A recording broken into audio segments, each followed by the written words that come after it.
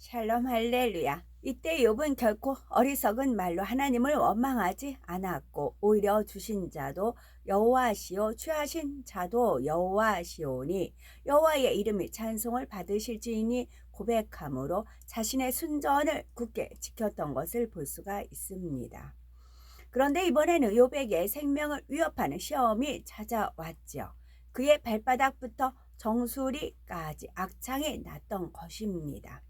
욥이 비참한 모습으로 제 가운데 앉아서 기와 조각으로 몸을 긁고 있을 때 그의 아내가 당신이 그래도 자기의 순전을 굳게 지키느뇨 하나님을 욕하고 죽으라 조롱하기까지 합니다.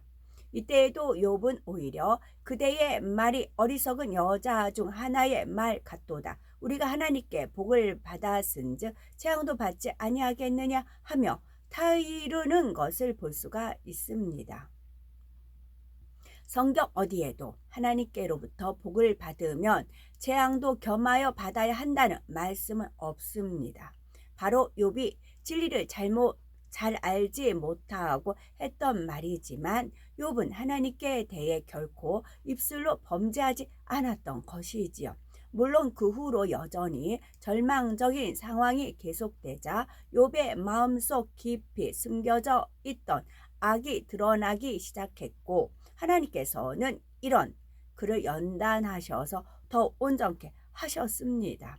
오늘날처럼 죄악이 관영한 세상 속에서 우리에게 이런 시험이 왔을 때 욥처럼 순전을 굳게 지키며 입술로 범죄하지 않을 사람이 과연 얼마나 될까요? 우리가 욥처럼 말과 행실의 순전함을 지킨다면 원망과 시비할 일은 당연히 없어질 뿐만이 아니라 그들 가운데 빛으로 나타나게 되는 것이요. 이것이 바로 하나님께서 원하시는 빛의 자녀들의 모습인 것입니다. 또한 어그러지지 않고 거스리지 않는 마음을 소유해야 합니다. 어그러졌다는 것은 하나님께서 원하시는 사람의 기본적인 틀에서 빗나간 것을 말하지요. 예를 들면 교만, 자랑, 다투고 들레는 것, 혈기 내는 것 등이 다 하나님께서 원하시는 사람의 기본적인 틀에서 이탈된 것으로 이를 가리켜 어그러졌다고 할 수가 있는 것이지요. 오늘날 매스컴에 보도되는 크고 작은 사건들을 통해서 사람들의 마음과 정신이 얼마나 어그러져 있는지를 잘 알 수 있죠. 주변에서 사용하는 말만 보아도 다 저속하고 듣기 민망한 말들이 많지요. 하나님께서 은혜 주셔서 만들게 하신 언어는 우리가 서로 아름답게 교통함을 이루게 하기 위함이며 이와 같은 하나님의 근본 의도에 많이 빗나가 있는 것을 볼 수가 있습니다. 다음으로 거스린다는 것은 바로 자기 위치를 떠나 벗어나는 것을 말합니다. 예를 들면 아랫사람이 윗사람을 섬기지 못하고 순종치 아니하거나 자녀가 부모에게 불순종하고 거역하는 것이지요. 또한 부모는 부모답게 자녀는 자녀답게 행해야 할 텐데 이런 도리를 저버리는 것을 말하죠. 우리나라는 전통적으로 부모에 대한 부양 의무를 중요하게 여겨왔지만 오늘날은 병든 부모를 돌보지 않거나 경제적인 이유로 부모를 학대하기까지 하는 참으로 자기의 본분의 위치에서 떠나 부모를 거스리는 차원을 넘어버린 세대입니다. 하나님께서는 이처럼 어그러지고 거스리는 세대 가운데서 우리 모두가 하나님의 흠 없는 자녀로 세상 가운데 빛들로 나타내기를 원하십니다. 빛들로 나타내며 생명의 말씀을 밝히라라는 말씀의 의미와 그 방법을 살펴봅니다.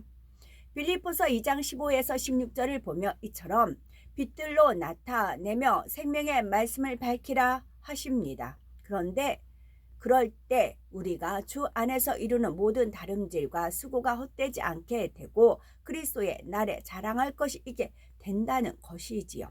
그러면 생명의 말씀을 밝힌다는 것은 무엇일까요? 바로 어둠 가운데 있는 사람에게 하나님의 말씀을 비춰주므로 그로 하여금 빛으로 나와오게 하는 것입니다. 예를 들면 어떤 사람을 전도해서 성령을 받게 하기까지는 많은 수고와 인내가 필요한 것을 볼 수가 있지요. 그런데 전도한 사람이 어떤 문제에 부딪혀서 하나님을 떠나간다면 지금까지 한 일이 모두 헛된 일이 되지 않겠습니까? 따라서 생명의 말씀을 밝혀 주어야 하는데 과연 어떻게 밝혀 줄 수가 있을까요?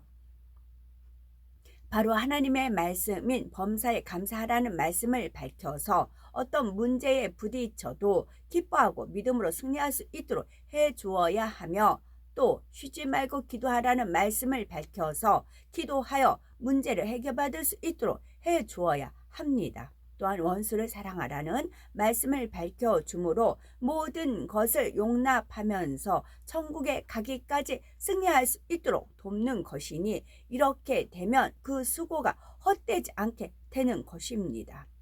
그러면 가정에서는 어떻게 하는 것이 생명의 말씀을 밝히는 것일까요? 예를 들면 가족 중에 아픈 사람이 있을 때 그 중에 믿음이 있는 사람이 세상 방법을 의지하지 말고 하나님께 맡깁시다 라고 하며 하나님의 살아계신 증거를 간증하며 가족에게 기도를 하게 하고 믿음을 심어 주었다면 이것이 생명의 말씀을 밝히는 것입니다.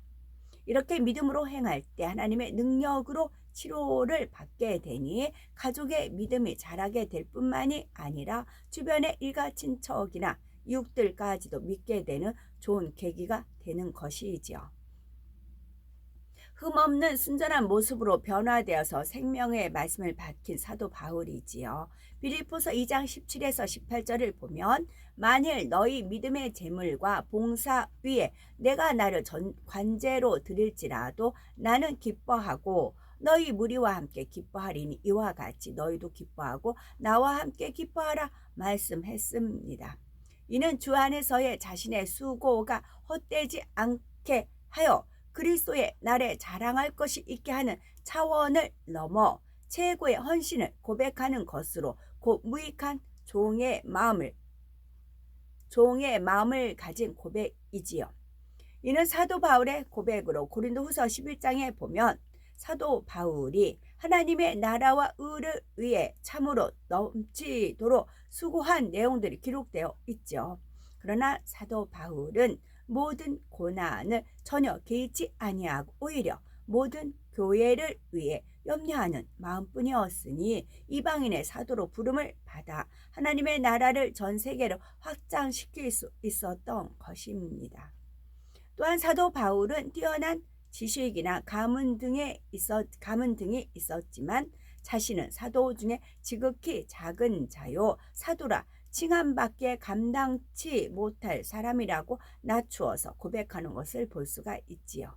이러한 사도 바울이었기에 그가 가는 길이 엄청난 가시밭길이요 종국에는 참수형이 기다리고 있었지만 나는 기뻐하고 너희 무리와 함께 기뻐하리니 이와 같이 너희도 기뻐하고 나와 함께 기뻐하라 고백하였던 것입니다.